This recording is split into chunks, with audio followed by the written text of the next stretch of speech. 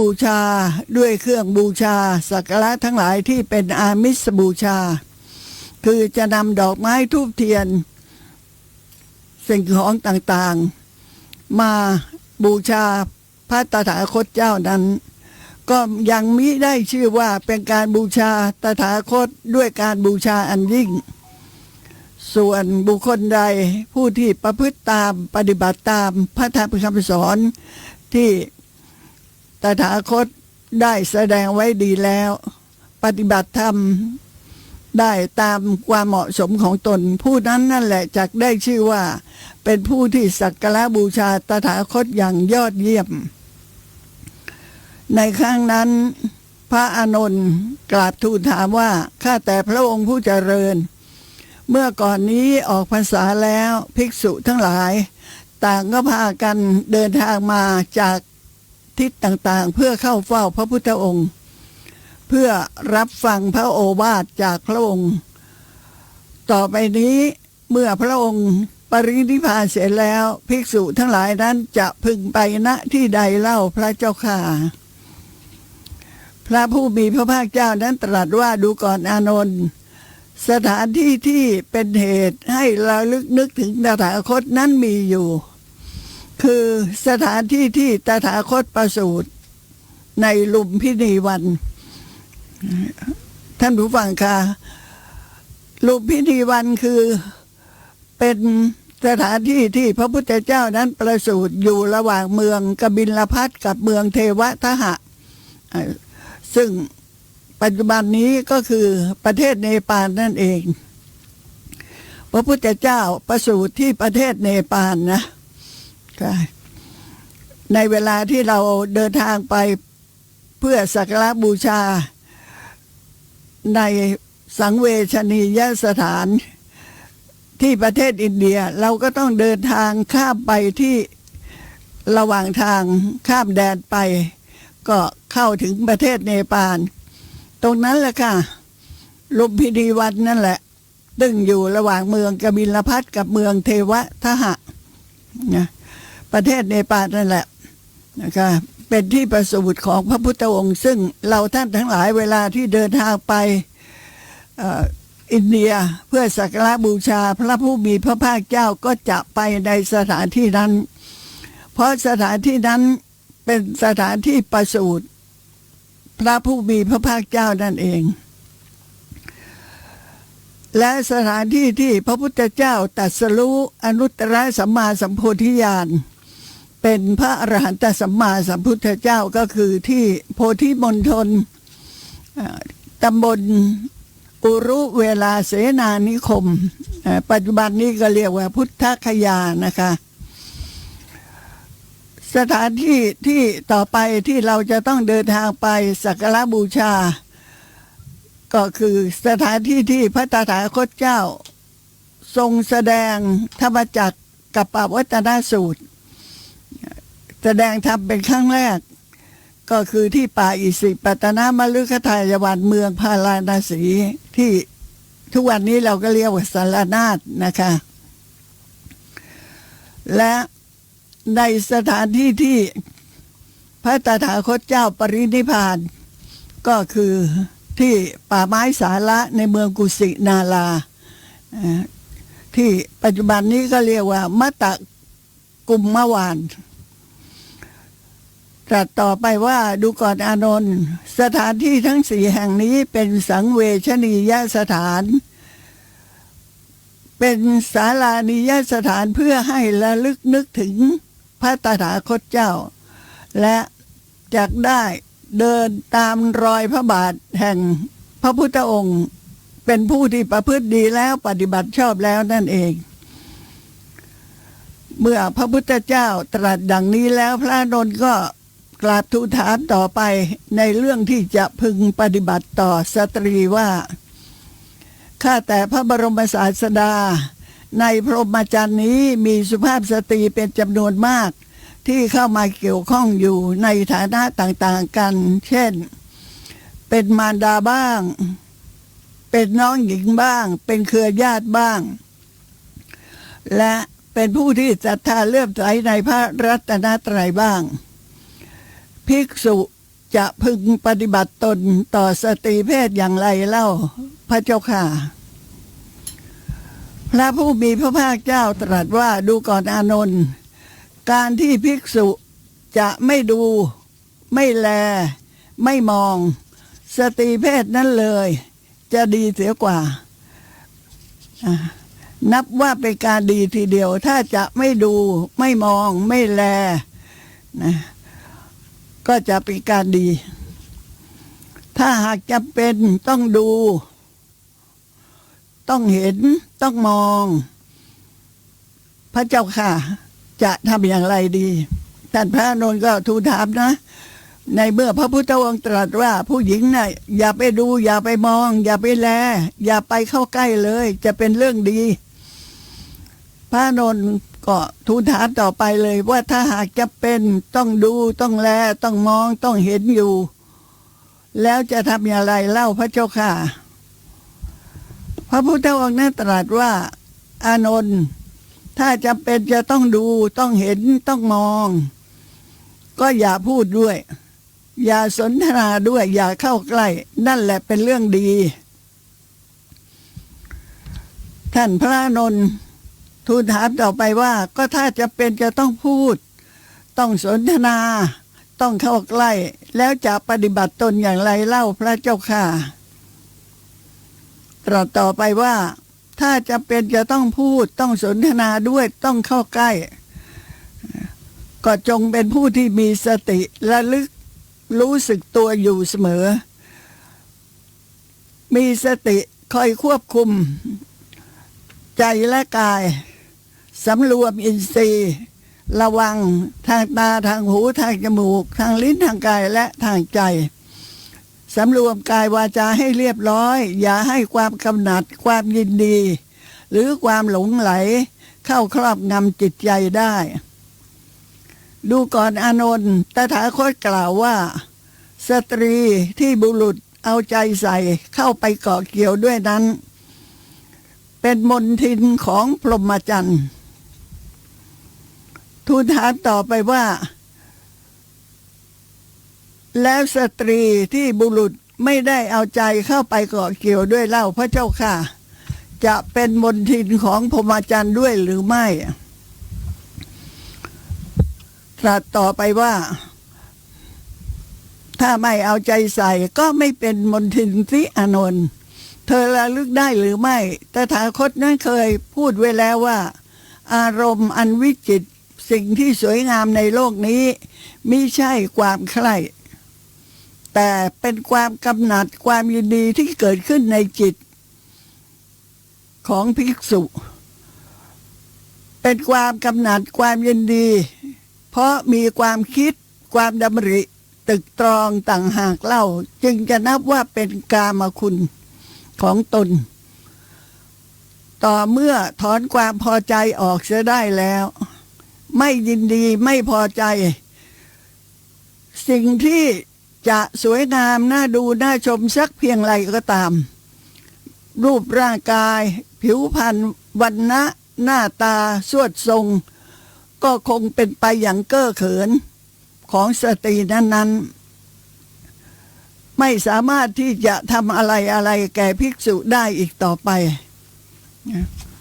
เรื่องต่างๆเหล่านี้นะเรื่องสตรีเนี่ยคือศัตรูของพรหมจรรย์เนี่ยเป็นเรื่องจริงค่ะแม้แต่แปลกนะผู้หญิงที่ดีๆคงจะไม่ทำกันนะคะจะไม่เข้าไปเข้าใกล้เข้าไปกระแสะกระซิกกระซีละลิกกับพระเพราะว่าพระเนี่ยโดยปกติแล้วท่านก็อยู่ของท่านนะแต่สตรีนั่นแหละที่เสนอตัวเข้าไปทำท่าละลิกกระซิกกระซีเข้าไปหมอบคลานเข้าไปชะม้อยชะไม้สายตานำสิ่งของอย่างนั้นไปถวายนำสิ่งของอย่างนี้มาถวายขอปรึกษาเรื่องราวต่างๆอย่างนู้นอย่างนี้ในที่สุดพระท่านก็จะต้องโต้ตอบด้วยเข้าใกล้ด้วยสนทนาด้วยความพินาศย่อยยับก็จะเกิดแก่บรรพชิตนั้น แต่ถ้าภิกษุไม่ยินดีไม่พอใจไม่กำหนัดไม่ตรึกนึกคิดความเป็นไปในรูปที่สวยงามหน้าตาที่น่ารักน่ายินดีน่าพอใจสิ่งที่วิจิตรที่ปรากฏเป็นรูปร่างกายของหญิงนั้นก็คงอยู่อย่างเก้อเขินไม่สามารถที่จะทำอะไรแก่ภิกษุได้อีกต่อไปนะคะเรื่องนี้เป็นเรื่องจริงเลยค่ะนะคะมีลูกมีหลานต้องสอนไว้เลยไม่จำเป็นอย่าเข้าไปยุ่งกับพระนะ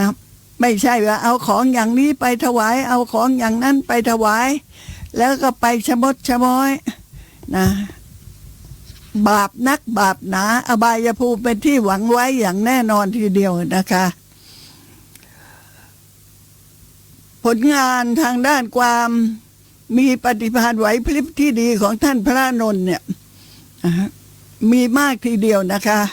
มีปฏิภาณไหวพริบดีสามารถที่จะโต้ตอบปัญหาต่างๆกับคฤหบดีผู้ที่เป็นศิษย์ของอาชีวกได้นะคะเรื่องนี้มีปรากฏอยู่ในพระบาลีนะคะคัมภีร์อังคุตรนิกายติกานิบาตค่ะในอาชีวกสูตรว่าด้วยเรื่องที่ดีๆ3 อย่างครั้งหนึ่งท่านพระอานนท์เถระที่อยู่ที่โคสิตารามเมืองโกสัมพีก็มีคฤหบดีผู้เป็นศิษย์ของอาชีวกคนหนึ่งเข้าไปถามท่านพระอานนท์ว่าท่านอานนท์ใครได้แสดงธรรมไว้ดีแล้วใครได้ชื่อว่าเป็นผู้ที่ปฏิบัติดีแล้วในโลกใครชื่อว่าได้ไปดีแล้วในโลกอาชีวกนี่หมายความถึงข้ามคนละท่ากับพระพุทธเจ้านะคะพูดให้ตรงก็บอกว่าปฏิบัติคนละอย่างกับพระพุทธเจ้าไม่เหมือนกันเลยพระพุทธเจ้าปฏิบัติเพื่อละคลายราคะโทสะโมหะแต่อาชีวกนั้นก็ปฏิบัติไปอีกอย่างหนึ่งแม้กระทั่งการประพฤติตัวปฏิบัติตนของอาชีวกผู้ที่มีความปรารถนาที่จะบรรลุมรรคผลนิพพานก็ยังมีข้อปฏิบัติซึ่งไม่ตรงกับสภาวธรรมที่สามารถที่จะนำไปให้พ้นจากการเวียนเกิดเวียนตายในสังสารวัฏได้นะเพราะว่าอาชีวกนั้นมิได้สั่งสมสติปัญญาเพื่อการตรัสรู้เป็นพระอรหันตสัมมาสัมพุทธเจ้านั่นเองแต่ก็เพียรพยายามในการที่จะประพฤติปฏิบัติตั้งตัวเป็นครูอาจารย์ก็มีศิษย์หลายท่านทีเดียวจำนวนมากนะคะที่ยังเคารพนับถืออาชีวกอยู่ในครั้งหนึ่งท่านพระอานนท์ได้อยู่ที่โคสิตารามนั่นแหละก็ได้สนทนากับศิษย์ของอาชีวกศิษย์ของอาชีวกผู้ที่เป็นคฤหบดีเป็นเศรษฐีได้ถามท่านพระอานนท์ว่าท่านอานนท์ใครเล่าเป็นผู้ที่แสดงธรรมไว้ดีแล้วใครเล่าชื่อว่าเป็นผู้ที่ปฏิบัติตนได้ดีแล้วในโลกใครเล่าชื่อว่าไปดีแล้วในโลกพระอานนท์ตอบว่าดูก่อนคฤหบดีอาตมาจะขอย้อนถามท่านในเรื่องนี้ก่อนท่านเห็นสมควรอย่างใดก็ตอบอย่างนั้นนี่นะคฤหบดีพวกใดแสดงธรรมเพื่อละราคะโทสะโมหะพวกนั้นได้ชื่อว่าแสดงธรรมดีหรือไม่ท่านมีความเห็นว่าอย่างไรในเรื่องนี้คฤหบดีตอบว่าท่านอานนท์พวกนั้นได้ชื่อว่าแสดงธรรมดีเพราะแสดงธรรมเพื่อละราคะโทสะโมหะท่านพระอานนท์ ถามต่อไปว่าคฤหบดีพวกใดปฏิบัติเพื่อละราคะโทสะโมหะพวกนั้นได้ชื่อว่าเป็นผู้ที่ปฏิบัติดีหรือไม่คฤหบดีตอบว่าพวกที่ปฏิบัติตนเพื่อละราคะโทสะโมหะได้ชื่อว่าเป็นผู้ที่ปฏิบัติดีท่านอานนท์ถามต่อไปว่าพวกใดละราคะโทสะโมหะได้ขาดแล้วตัดรากเหง้าราคะโทสะโมหะได้สิ้นแล้วกระทำให้ราคะโทสะโมหะไม่ให้มีอยู่อีกต่อไปแล้วไม่ให้เกิดอีกต่อไปแล้วพวกนั้นได้ชื่อว่าเป็นผู้ที่ไปดีแล้วในโลกหรือไม่คฤหบดีนั้นผู้ที่เป็นศิษย์ของอาชีวกตอบว่าพวกนั้นย่อมได้ชื่อว่าเป็นผู้ที่ไปดีแล้วท่านพระอานนท์พระอานนท์ถามต่อไปว่าคฤหบดีข้อนี้เป็นอันว่าอาตมาก็ได้แก้ไขปัญหาของท่านแล้วท่านจะถามปัญหาอะไรอีกต่อไปบ้างหรือไม่คฤหบดีเมื่อได้ฟังคำกล่าวแก้ปัญหาของท่านพระอานนท์แล้วก็เกิดความยินดีพอใจแสดงความชื่นชมว่าท่านอานนท์น่าอัศจรรย์นักการที่ท่านแก้ปัญหานี้ท่านไม่ได้ยกตัวเองทั้งไม่ได้กล่าวดูถูกดูหมิ่นบุคคลอื่นขอท่านทั้งหลายจงแสดงธรรมเพื่อละราคะโทสะโมหะเถิดธรรมะเป็นอันว่าท่านทั้งหลายได้แสดงดีแล้วชอบแล้วท่านผู้ใดเป็นผู้ปฏิบัติเพื่อละราคะโทสะโมหะผู้นั้นย่อมได้ชื่อว่าปฏิบัติดีแล้วในโลกท่านทั้งหลายผู้ละราคะคือความกำหนัดโทสะคือความโกรธโมหะคือความหลงได้ขาดลงแล้วชื่อผู้นั้นย่อมได้ชื่อว่าไปดีแล้วในโลกเราก็คงจะเห็นด้วยนะในคำชี้แจงของท่านพระอานนท์ในเรื่องนี้ท่านพระอานนท์เก่งค่ะมีความเก่งมีการเชี่ยวชาญชำนาญในการแสดงธรรมโต้ตอบปัญหาธรรมะได้อย่างดียกตัวอย่างในที่แสดงไว้ในบาลีมหาวรรคเนี่ยนะมหาสาระชาดกเนี่ยขุทกานิกายชาดกค่ะแสดงไว้ว่าในครั้งหนึ่งพวกนางสนมกำนันของพระเจ้าประเสนที่โกศลได้ปรึกษากันว่าการที่พระอรหันตสัมมาสัมพุทธเจ้าทรงอุบัติขึ้นแล้วในโลกแต่ละพระองค์เนี่ยก็จะเป็นการยากหนักหนาทีเดียวแต่เราทั้งหลายไม่ได้ฟังพระธรรมคำสอนของพระพุทธองค์เลยเราจึงไม่ได้ให้ทานไม่ได้สักการะบูชาไม่ได้รักษาศีลเพราะเหตุว่าเราทั้งหลายมาอยู่ในสถานที่ที่เสมือนกับนักโทษที่ถูกจำคุกอยู่ในที่คุมขังไม่ได้มีโอกาสออกไปฟังพระธรรมเทศนาในเรื่องของการให้ทานรักษาศีลเราทั้งหลายควรที่จะได้กราบบังคมทูลพระราชาให้ทรงทราบ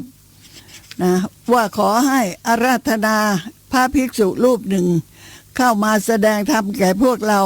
ทั้งหมดในพระราชวังนี้ก็จะเป็นการดีมากทีเดียว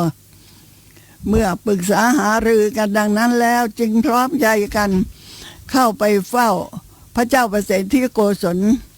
กราบทูลให้พระเจ้าประเสนที่โกศลทรงทราบพระราชาทรงอนุญาตโดยไม่ได้ขัดขวางแต่ยังไม่ได้มีคำสั่งหรือว่าพระบรมราชโองการให้อาราธนาภิกษุรูปใดรูปหนึ่งเข้ามาในวัง อยู่มาวันหนึ่งพระเจ้าประสิทธิโกศลได้เสด็จประพาสพระราชอุทยานโปรดให้นายอุทยานไปชำระแผ้วถางทางที่พระราชอุทยานไว้เพื่อเตรียมรับเสด็จนายอุทยานได้เข้าไปในพระราชอุทยานนั้นเพื่อที่จะทำความสะอาดก็ได้พบพระผู้มีพระภาคเจ้าประทับอยู่ภายใต้ต้นไม้ต้นหนึ่งซึ่งอยู่ในพระราชอุทยานนั้นจึงได้กลับไปในพระราชวังถวายบังคมทูลพระเจ้าประสิทธิโกศลให้ทรงทราบว่าบัดนี้พระผู้มีพระภาคเจ้าประทับอยู่ที่ในพระราชอุทยานพระเจ้าค่ะพระเจ้าประสิทธิโกศลจึงได้เสด็จไปโดยราชรถทรงเมื่อเสด็จไปถึงแล้วก็เข้าเฝ้าพระผู้มีพระภาคเจ้าแต่ในที่นั้นพระราชาได้ทอดพระเนตรเห็นชัตตะปานิอุบาสกเข้าเฝ้าพระพุทธเจ้าอยู่ก็ไม่ทรงพอพระทัยที่จะเสด็จไปเข้าเฝ้าแล้วก็ทรงดำริว่าถ้าอุบาสกคนนี้ไม่เป็นคนดีฉะไหนเลยพระผู้มีพระภาคเจ้าจะสนทนาด้วยเหตุใดถ้าเขาไม่เป็นคนดีเขาจึงจะได้มาอยู่ใกล้ชิดกับพระองค์เมื่อทรงหวนระลึกนึกถึงตึกตรองดังนี้แล้วจึงได้เสด็จเข้าเฝ้าพระผู้มีพระภาคเจ้าการที่พระเจ้าประสิทธิโกศลนั่นน่ะเห็นชัตตะปานิกะอุบาสกเข้าเฝ้าพระพุทธเจ้าอยู่แล้วไม่พอพระทัยนั่นน่ะเพราะเหตุว่าชัตตะปานิกะอุบาสกนั้นน่ะไม่ทำความเคารพพระราชานั่นเองนะเมื่อพระราชาเสด็จเข้าไปอีกครั้งหนึ่งเพื่อเข้าเฝ้าแม้ชัตตะปานิกะอุบาสกก็ไม่ลุกขึ้นรับเสด็จไม่ลุกขึ้นต้อนรับยังนั่งเฝ้าพระผู้มีพระภาคเจ้าอยู่อย่างนั้นชัตตะปานิกะอุบาสกที่ไม่ลุกขึ้นต้อนรับพระราชาก็เพราะเหตุว่าเขามีความคิดว่าเวลานี้เรานั่งอยู่ในสำนักของพระผู้มีพระภาคเจ้าสนทนาอยู่กับพระผู้มีพระภาคเจ้าผู้ทรงสูงสุดในโลกแล้วเหตุไฉนเล่าเมื่อมีพระราชาเสด็จเข้ามาแล้วเราจะต้องลุกขึ้นมาแสดงความเคารพพระราชานั้นไม่สมควรเลยเพราะว่าไม่มีใครแล้วที่จะยิ่งใหญ่ไปกว่าพระผู้มีพระภาคเจ้านั่นเองพระเจ้าประสิทธิโกศลเมื่อทอดพระเนตรเห็นชัตตะปานิกะอุบาสกไม่กระทำความเคารพไม่ลุกขึ้นต้อนรับก็กลิ้วทรงพิโรธโกรธกลิ้วทีเดียวพระผู้มีพระภาคเจ้าทรงทราบถึงวาระจิตของพระราชาว่ากำลังตรึกนึกคิดด้วยอำนาจแห่งโทสะทรงพระพิโรธจึงได้ทรงแสดงคุณงามความดีของชัตตะปานิกะอุบาสกให้พระราชาได้สดับว่าดูก่อนมหาบพิตรอุบาสกผู้นี้น่ะเป็นผู้ที่สดับเล่าเรียนพระธรรมพระวินัยมามากเป็นผู้ที่สิ้นกามาราคะสิ้นความยินดีพอใจในกามคุณแล้วเป็นผู้ที่ห่างไกลจากโลกีเป็นเรื่องของชาวโลกเมื่อพระเจ้าประสิทธิโกศลได้ทรงสดับคุณกถาของอุบาสกแล้วก็หายพระพิโรธก็จึงพระราชทานพรคืออนุโมทนาแก่ชัตตะปานิกะอุบาสกว่าดูก่อนชัตตะปานิท่านต้องการสิ่งใดสิ่งหนึ่งก็จงบอกเราเถิดเราจะประทานให้ท่านตามความประสงค์ชัตตะปานิกะอุบาสกกราบทูลว่า เป็นพระมหากรุณาธิคุณอย่างยิ่งพระพุทธเจ้าค่ะครั้นเมื่อพระเจ้าประสิทธิโกศลทรงสดับพระธรรมเทศนาแล้วก็ทรงนมัสการทูลลาพระผู้มีพระภาคเจ้าเสด็จเข้าไปสู่พระราชวังการต่อมาพระเจ้าประสิทธิโกศลทอดพระเนตรเห็นฉัตตะปานิกาอุบาสกเดินผ่านพระราชวังออกไปสู่พระวิหารเชตวันจึงมีพระราชดำรัสตรัสสั่งให้อุบาสกเข้าเฝ้าขอให้ฉัตตะปานิกาอุบาสกเข้ามาสอนธรรมวินัยให้แก่นางสนมนารีในพระราชวังฉัตตะปานิกาอุบาสกกราบถวายบังคมทูลว่าขอเดชะนั่นเป็นการไม่สมควรเลยพระเจ้าค่ะเพราะธรรมดาคฤหัสถ์จะเข้ามาคุกคลีอยู่ในพระราชวังอาจจะเกิดโทษขึ้นได้ทางที่ดีแล้วขอให้พระองค์โปรดนิมนต์พระภิกษุรูปใดรูปหนึ่งให้เข้ามาแสดงธรรมและสั่งสอนพระธรรมวินัยแก่นางสนมกำนันในเถิดพระพุทธเจ้าค่ะท่านผู้ฟังคะฉัตตะปานิกาอุบาสกเนี่ยเป็นพระอนาคามีบุคคลนะคะเป็นพระอนาคามีบุคคลรู้ดีเลยว่าอะไรควรอะไรไม่ควรการที่จะรับเชิญเข้าไปแสดงธรรมให้แก่นางสนมกำนันในพระราชาได้รับฟังเป็นประจำนั้นเป็นเรื่องไม่สมควรจึงได้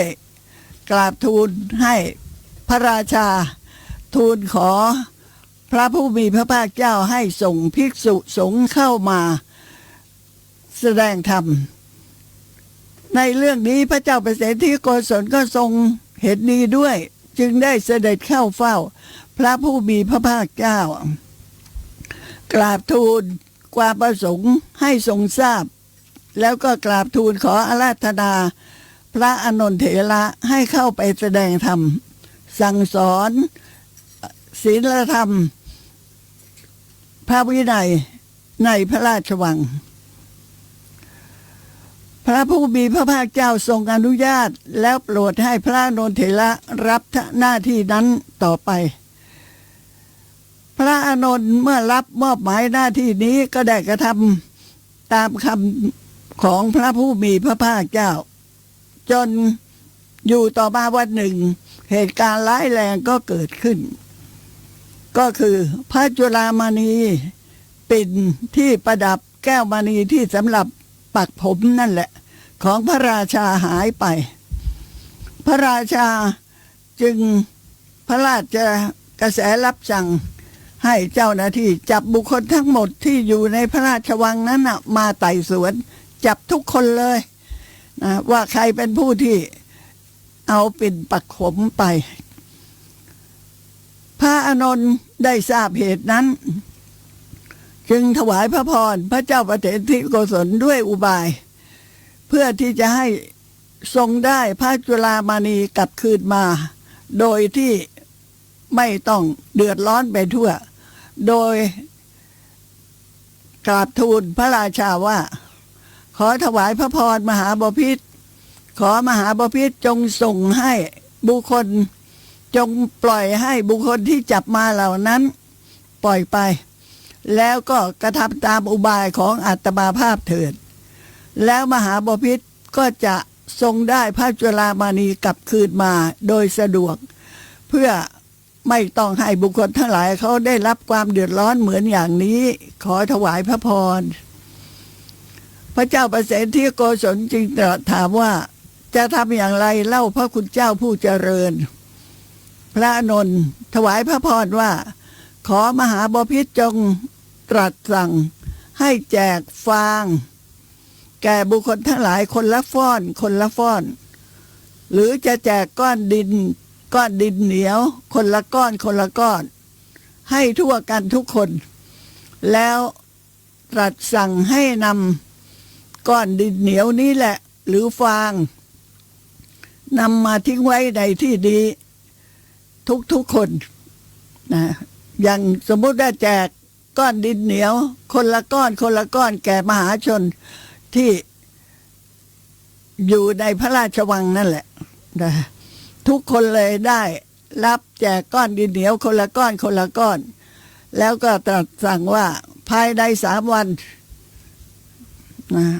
ให้ทุกคนนำก้อนดินเหนียวมาทิ้งไว้ในที่นี้พระเจ้าประเสนที่โกศลทรงกระทำตามอุบายนั้นจนครบ3 วันแต่เมื่อครบ3 วันแล้วก็ยังไม่ได้พระจุฬามณีกลับคืนมาพระอานนท์ก็ถวายพระพรแนะนำให้ใช้วิธีใหม่โดยให้พระราชารับสั่งให้กั้นม่านไว้ในที่แห่งหนึ่ง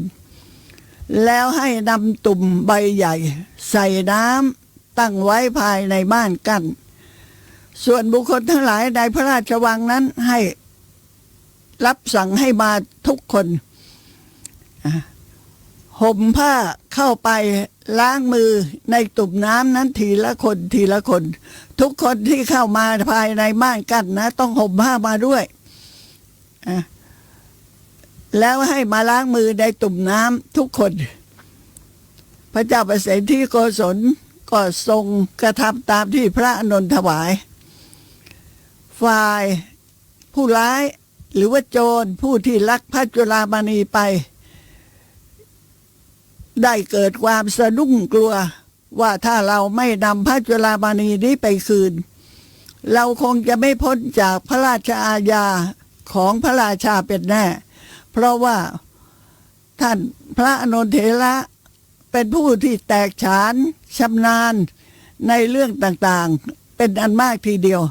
เราคงจะไม่พ้นจากอุบายวิธีของท่านพระอานนท์ในวันใดวันหนึ่งเป็นแน่แท้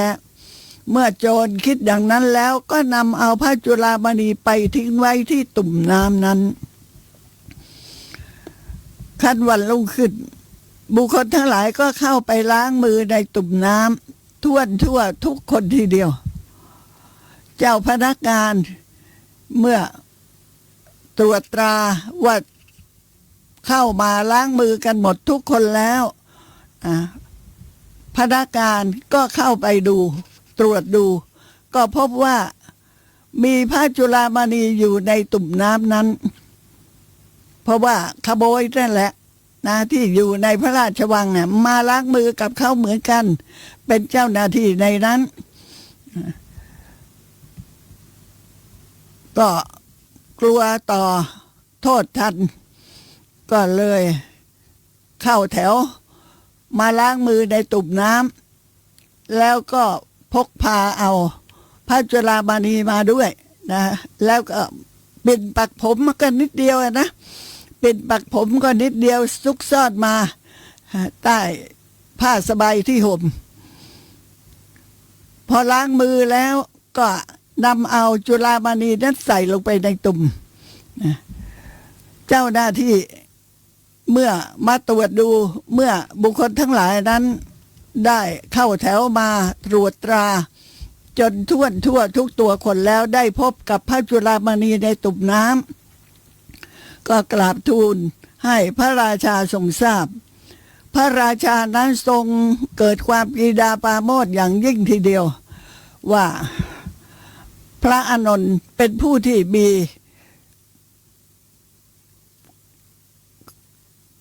สติปัญญาดีแม้บุคคลทั้งหลายก็พลอยปราบปลื้มยินดีไปตามกันพากันกล่าวยกย่องสรรเสริญท่านพระอานนท์ว่าเป็นผู้ที่มีความเฉลียวฉลาดสามารถที่จะทำให้พระราชาได้พระจุฬามณีกลับคืนมาโดยไม่มีใครที่จะต้องได้รับโทษทันจึงพากันเปล่งเสียงร้องไปทั่วทั้งพระนครในครั้งนั้นท่านผู้ฟังคะวิธีการที่ท่านพระอานนท์นำมาใช้เนี่ยเป็นหลักจิตวิทยาอย่างหนึ่งนะที่จะทำให้ผู้กระทำความชั่วเกิดความสะดุ้งกลัวนะกลัวต่อภัยอันตรายที่จะได้รับจากพระราชาจึงได้นำมาคืนนั่นแหละเหมือนกับวิธีการในสมัยโบราณเวลาที่มีของหาย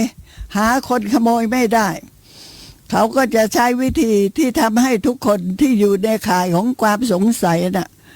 ดื่มน้ำเกลือหรือว่าดื่มน้ำตาลคนที่เป็นขโมย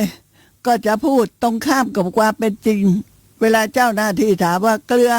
มีรสอย่างไรน้ำตาลมีรสอย่างไรไอ้ขโมยไม่รู้ว่าเขาจะมาไม้ไหนเจ้าหน้าที่จะมีอุบายอะไรก็เลยบอกว่าเกลือหวานน้ำตาลเค็ม หรือจะใช้อีกวิธีหนึ่งที่จะหาผู้ที่มีคนเขาเคารพนับถือนะเชิญให้มาเคี่ยวตะกั่วจนตะกั่วนั้นเหลวละลายเป็นเหมือนกับสีเงินเลย เจ้าหน้าที่ให้ทุกคนมาดูแล้วก็พูดว่าถ้าใครไปขโมยเอามือจุ่มลงไปที่ตะกั่วนี้นะตะกั่วก็จะติดมือที่จุ่มลงไปนิ้วมือนั้นก็จะสุกเนื้อก็จะสุกและคนที่ขโมยก็จะแสดงอาการสะดุ้งกลัวหวาดเสียวหน้าซีดหรือบางคนก็หนีไปเลยแล้วก็ให้บุคคลทั้งหลายที่น่าสงสัยใส่นิ้วมือจุ่มลงไปนะอย่างนี้ขโมยไม่สามารถที่จะทนรับกับอาญาอย่างนี้ได้วิธีการอย่างนี้ได้ก็เลยหนีไปนะคุณงามความดีสติปัญญาของพระอานนท์ในครั้งนั้นน่ะล่ำลือกันไปทั่วทีเดียวนะคะและความเป็นผู้ที่มักน้อยของท่านความเป็นผู้ที่มักน้อยของท่านและรู้จักในการที่จะรักษาวัตถุสิ่งของเครื่องใช้ไว้ไม่สุรุ่ยสุร่ายใช้จ่ายอย่างคุ้มค่าเป็นการที่แสดงถึงคุณงามความดีของท่านพระอานนท์ที่รู้จักประหยัดรู้จักใช้วัตถุสิ่งของต่างๆได้ดีเรื่องนี้มีแสดงไว้ในเรื่องของพระนางสามาวดีนะพระนางสามาวดีในอัตถกถาคัมภีร์พระธรรมบทเนี่ยในอัปปนาวรรคค่ะนะก็มีแสดงไว้เกี่ยวกับเรื่องของท่านพระอานนท์ว่าวันหนึ่งผู้หญิงที่เป็นบริวารของพระนางสามาวดีผู้ที่เป็นพระมเหสีของพระเจ้าอุเทนน่ะหญิง500 คนเนี่ยได้ฟังธรรมกถาของพระเถระแล้วก็เกิดความศรัทธาเลื่อมใสจึงได้กระทำการบูชาธรรมของพระอานนท์คือพระอานนท์แสดงธรรมให้หญิงนางสนมในวังบริวารของพระนางสามาวดีนั้น500 คนเนี่ยได้รับฟังผู้หญิงทั้ง500 คนนั้นฟังธรรมแล้วเกิดความศรัทธาเลื่อมใสก็จะต้องบูชาธรรมบูชาธรรมด้วยผ้าอุตราสงฆ์ก็คือผ้าห่มนั่นเองนะผ้าห่มที่พระห่มนะ500 ผืนคนละผืนคนละผืนผ้าอุตราสงฆ์นั้นเป็นผ้าที่มีราคามากมีราคามากผืนละตั้ง500 กหาปณะนะต่อมาพระราชาไม่เห็นว่านางสนมกำนันในของพระนางสามาวดีเนี่ยไม่เห็นห่มผ้ามาเลยไม่มีผ้าสักผืนที่ร่างกายของหญิงผู้นั้นเมื่อสังเกตดูว่าไม่เห็นว่าหญิงทั้งหลายเหล่านั้นจะห่มผ้าที่พระราชทานให้เลยนะก็เลยตรัสถามหญิงทั้งหลายว่าผ้าห่มของพวกเธอหายไปไหนหมดทำไมถึงไม่ห่มมาหญิงเหล่านั้นทูลตอบว่าพวกหม่อมฉันถวายแด่พระผู้เป็นเจ้าไปแล้วเพคะพระราชาตรัสถามว่าพระผู้เป็นเจ้านั้นท่านรับทั้งหมดหรือหญิงเหล่านั้นก็ทูลตอบว่าท่านรับทั้งหมดเพคะในการเวลาที่ท่านมาแสดงธรรมพวกเราก็พร้อมใจกันถวายคนละ1 ผืนพระเจ้าอุเทนคิดอยู่ในใจว่าแม่พระเถระนี่ทำไม ช่างเป็นผู้ที่มักมากเหลือเกินก็เลยเสด็จเข้าไปถามทรงสดับถึงเรื่องการถวายผ้าแก่ท่านพระอานนท์ก็เลยตรัสถามว่าท่านผู้เจริญผ้าทั้งหลายที่หญิงนางสนมเหล่านั้นน่ะถวายท่านไป500 ผืนมากเกินไปไม่ใช่หรือท่านนำผ้าจำนวนมากมายถึงเท่านี้ไปทำอะไรกันพระอานนท์ทูลว่าขอถวายพระพรมหาบพิตรอาตมาภาพรับผ้าไว้ก็พอแก่อาตมาภาพ1 ผืนส่วนผ้าที่เหลือนอกนั้นทั้งหมดก็ได้ถวายแก่พระภิกษุทั้งหลายผู้มีจีวรเก่าขาดขอถวายพระพรพระราชาตรัสถามว่าพระภิกษุทั้งหลายผู้ที่มีจีวรเก่าขาดเมื่อรับผ้าผืนใหม่แล้วท่านทำอะไรกับจีวรเก่าให้เป็นประโยชน์ต่อไปพระอานนท์ทูลว่าภิกษุเหล่านั้นก็ทำให้จีวรเก่าของตนให้เกิดประโยชน์คือให้แก่ภิกษุผู้ที่มีจีวรเก่ามากกว่าพระราชาตรัสถามว่าแล้วภิกษุผู้ที่มีจีวรเก่าค่ำค่ามากกว่านั้นนะจะเอาจีวรของตัวนั่นนะไปทำอะไรพระอานนท์ก็ทูลว่าภิกษุเหล่านั้นน่ะก็จะนำจีวรเก่าค่ำค่าไปทำเป็นผ้าปูที่นอนตรัสถามว่าแล้วผ้าปูที่นอนเก่าเล่าจะนำไปทำอะไรพระเถระทูลว่าผ้าปูที่นอนเก่านั้นก็จะเอาไปทำผ้าปูพื้นตรัสถามว่าแล้วผ้าปูพื้นเก่าเล่าจะนำไปทำอะไรพระอานนท์ก็ทูลตอบว่าขอถวายพระพรภิกษุเหล่านั้นก็กระทำผ้าปูพื้นเก่าให้เป็นผ้าเช็ดเท้าพระราชาตรัสถามว่าแล้วผ้าเช็ดเท้าเก่าของพระผู้เป็นเจ้าทั้งหลายเหล่านั้นล่ะจะทำอะไรต่อไปพระอานนท์ทูลว่าท่านเหล่านั้นก็จักนำผ้าเช็ดเท้าเก่าขาดกระลุ่งกระลิ่งแล้วนำมาโขลกให้ละเอียดแล้วก็ผสมกับดินเหนียวใช้ฉาบฝากุฏิป้องกันแดดและฝนขอถวายพระพรพระราชาตรัสว่าท่านผู้เจริญผ้าทั้งหลายที่ถวายแก่พระคุณเจ้าทั้งหลายย่อมไม่เสียหายไปเพราะการกระทำอย่างนี้ทั้งนั้นหรือพระเถระก็กราบทูลว่าขอถวายพระพรถูกแล้วมหาบพิตรผ้าที่ได้ถวายแล้วแก่พระคุณเจ้าทั้งหลายก็ไม่เสียประโยชน์เพราะได้กระทำมาอย่างนี้พระเจ้าค่ะเรื่องนี้ซึ่งได้ยินได้ฟังแล้วพระราชาก็ดีใจนะคะเพราะว่าพระเจ้าอุเทนนั้นน่ะซักไซ้ไต่ถามพระอานนท์จนกระทั่งชัดเจนแจ่มแจ้งแล้วเกิดความยินดีเกิดความพอใจทรงเลื่อมใสในพระอานนท์อย่างยิ่งรับสั่งให้นำผ้ามาอีก500 ผืนนะเอามาตั้งไว้แทบเท้าของท่านพระอานนท์คือขอถวายผ้า500 ผืนใหม่นี้แก่พระอานนท์พระอานนท์ได้รับถวายผ้าที่มีค่าถึงผืนละ500 กหาปณะนะพระราชาทรงถวายครั้งละ500 ผืนถึง500 ครั้งนะไม่ใช่ถวายครั้งเดียวนะถวายแล้วถวายอีกถวายแล้วถวายอีกเมื่อได้รับถวายผ้าราคาผืนละ 1,000 กหาปณะ 1,000 ผืนถึง 1,000 ครั้ง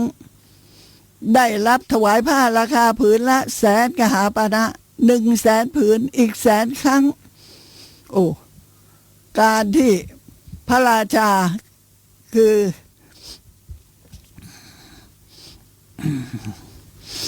พระเจ้าอุเทนได้มีศรัทธาเลื่อมใสในท่านพระอานนท์จนถึงกับถวายผ้าแก่พระอานนท์นับทีละ1 2 3 4นะนับไม่ได้นะได้รับผ้ามากมายเป็นผู้ที่เพราะอะไรเพราะเป็นผู้ที่มีปัญญาเฉลียวฉลาดไม่ทำทรัพย์สมบัติเขาให้เสียหายในเวลาที่เขาถวายแล้วแก่สงฆ์สงฆ์ก็จะทำประโยชน์ให้เกิดขึ้นนะคะแม้ในอดีตการนู้นน่ะท่านพระอานนท์เนี่ยก็ได้เคยถวายเศษผ้าผืนเล็กๆกว้างยาวประมาณสักคืบเดียวเท่ากับฝ่ามือนั่นแหละพร้อมกับเข็ม1 เล่มแก่พระปัจเจกพุทธเจ้านั่นเองนะในสมัยที่เย็บจีวรโอ้โหแค่ถวายผ้าผืนเล็กๆแก่พระปัจเจกพุทธเจ้านะผืนเล็กประมาณยาวประมาณคืบ 1ใหญ่ฝ่ามือ 1แล้วก็เข็มเล่ม 1แก่พระปัจเจกพุทธเจ้า